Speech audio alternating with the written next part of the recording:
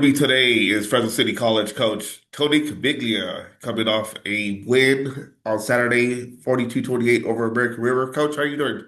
Good, good. Anthony, how are you? I'm great, great. The week is over. It's a Monday, whole new work week, so ready to get going here. Coach, a big win for you guys on Saturday. Although, American River came in winless, but they're always a tough squad, no matter the record. 42-28. Those back-to-back weeks where you guys put up 40 points. What did you see from your team on Saturday at Racklow Stadium? Yeah, I just saw a team that keeps getting better. I mean, from week one to week two to week three, we've gotten better exponentially. When you have a young team, um, those first 3 weeks, you see a lot of growth because they kind of get adjusted to the speed of the game at this level and the type of athletes that we have and the size of the players.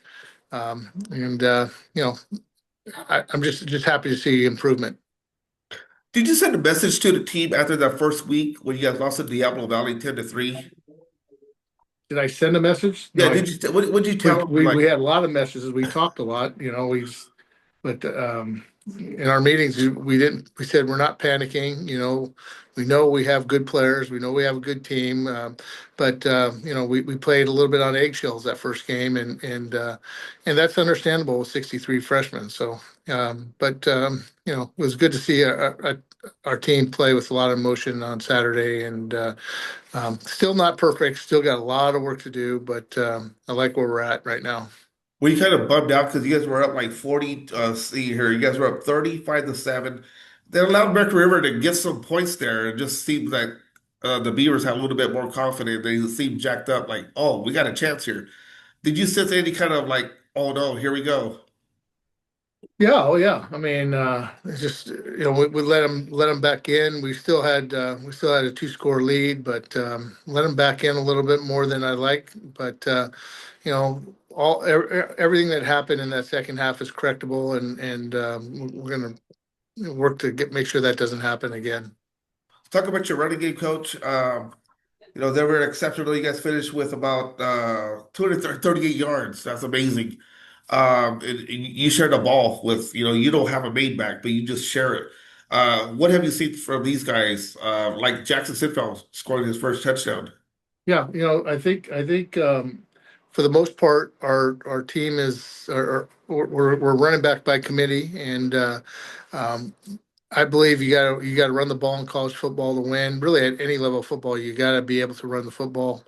Obviously, you don't want to be one dimensional, but all the great teams have a running game, and we played a lot of running backs. Each one of them have different skill sets, and we like to match plays to their skill sets and give them opportunities to progress. And we want to be healthy. I think Andrew Chavez hurt his ankle, and we didn't.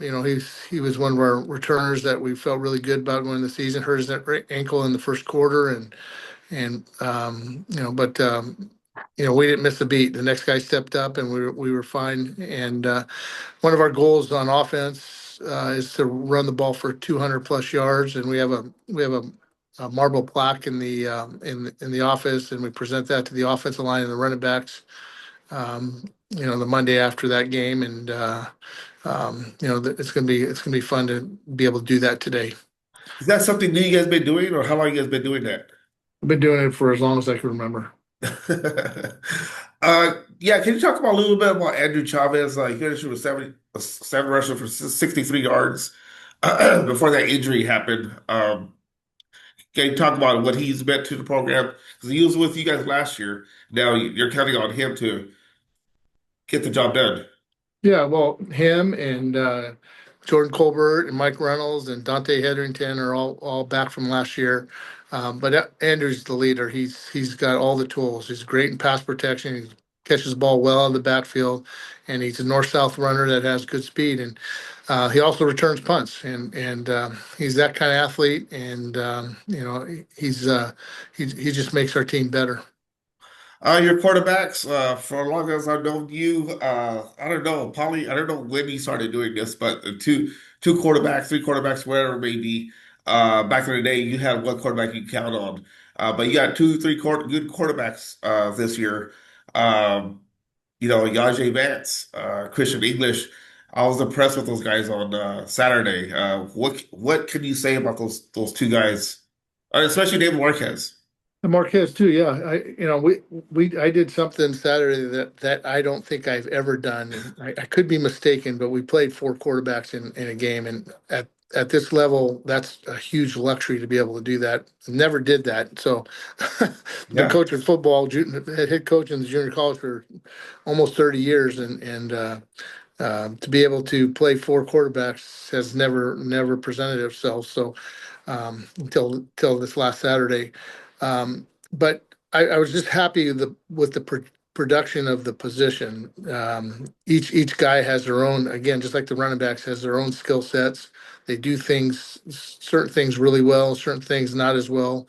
But we produced at that position. I think, and we moved the football, we moved the team. Our completion percentage was up, and we didn't miss a beat when we subbed in. Quarterbacks practice just like any other position. I mean, they practice hard too. So, if there's a chance to play, guys, we're going to do it. I don't think this is going to be something that we're going to do for the long term. But to be able to develop some depth now at the quarterback position, I think it's going to help us down the road. I couldn't help but notice about Christian English when he was in the game. He threw that touchdown, but he did it in a certain way where you're just like, well, I haven't seen that before at City College. You know what play I'm talking about, right? Where he just found his guy in the end zone and just like he kind of zipped it through. And Yeah, that was he threw the backside post on a naked play and threw a dime, and I'm so glad Ray caught it, Ray Brown. Just it was a third down play, and pretty much iced the game.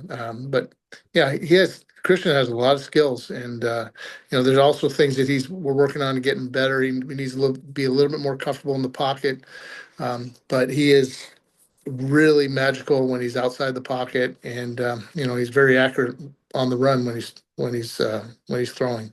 he's really fast too. There is. Let's see, you wide receivers, you guys are counting on Jacob English, right? You guys don't have like a go-to guy, but it seems like he's coming up being that guy. I mean, we're talking about the English brothers, right? Christian and Jacob. Yeah. Jacob has grown up a lot here in the short time he's been with you guys, right? Yeah, he's very fast, and he was injured all camp with a hamstring, and we're starting to get him back. And Noe Felix was injured in camp, and we're just starting to get him back a little bit better now. Those two guys will be pretty good on the outside, and um, you know, I think one of the unsung heroes in our passing game is Amani Sua, who plays H back and tight end. I mean, he had a big game at Sierra, and he's actually a pretty good threat with the ball in the air. We didn't get a chance to talk about that game against Sierra because we didn't do this, and that was a come from Right. behind win. That was a crazy game. Yeah. Probably got you guys going for hopefully rest of the season, right? I mean, just you guys showed it against American River. You guys just put your foot on the pedal, and although that little that gas off the pedal kind of happened there, but you guys nonetheless put out the win. Uh, you got a game coming up on Saturday against City College San Francisco. If I remember history serves me correctly, I've been covering you since 2000. Not much success in San Francisco, coach. How do you reverse that ugly trend there? Yeah, it's a tough place to play. It's a tough trip for us. 2 o'clock game. We got to get these guys up in the morning, get on the bus, get off the bus, and play. And San Francisco plays very well at home. And they're a much better football team than they were last year. Thankfully, we beat them last year at Ratcliffe. But I just think I think our mindset going in this game is to worry about ourselves and making sure we're playing as good a football as we can. We're going to talk to them about the environment. It's kind of weird playing college football with no stands on behind you. The stands are all on one side up there at City College San Francisco. So going to talk to them about that. and talk about the trip and how we gotta make sure the trip goes smooth so we can go and function for 4 quarters up there against a really quality football team. But most of you guys, I mean, I know you have a young team again. This is Tony Caviglia, Fresno City College coach. Uh, Last year you guys played San Mateo, so some of them know what that's like. The all one Yeah. side. But how do you tell these freshmen that are coming in who are not used to that? So like, hey, this is how they do it. But you Yeah, I guys, mean, both stadiums are pretty much identical in that respect. But yeah, it's just we just can't let any outside influences affect us. We just got to focus on how we play, making sure we play the game the way it's supposed to be played, fast and physical, and make plays and start fast and finish faster. And if we take care of ourselves, I think that's really going to be the key to victory. all right. Again, this is Tony Caviglia. Thank you for joining me today on the Coaches Corner. I'm going to keep doing this. Enjoy doing this with high school coaches. Now with you. Great dialogue. So I appreciate your time. Okay, yeah, thanks for having me, Anthony.